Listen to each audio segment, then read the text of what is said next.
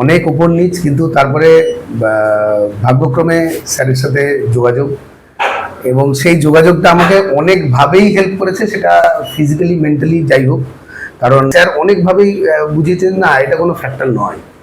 তো আজকে সেই কথাগুলোর ধারা ধরে যখন এগিয়ে এসেছি, আজকে সেখানে এই প্রাপ্তি, এবং সত্যি খুব ভালো লাগছে। মানে এটাকে আর অন্য কোনো শব্দের মাধ্যমে ব্যাখ্যা করার কিছু নেই, কিন্তু সত্যিই ভালো লাগছে।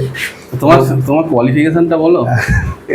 আমি যাদবপুর থেকে মাস্টার্স করি 2015-তে, তারপরে সুপ্রিম নলেজ ফাউন্ডেশন এতদিন অ্যাসিস্ট্যান্ট প্রফেসর হিসেবে কাজ করছিলাম, আর এখন জুনিয়র ইঞ্জিনিয়ার হিসেবে পিডব্লিউডিতে সুযোগ পেলাম।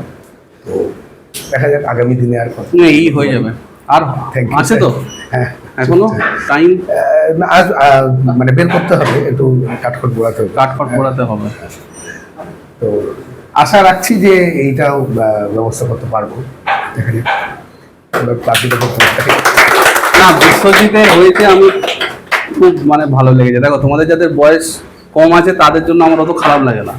যাদের 22 বছর, 23 বছর, 24 বছর বয়স আছে, তারা যা শুরু করেছে, তো ওর জন্য আমার খুব ভালো লেগেছে।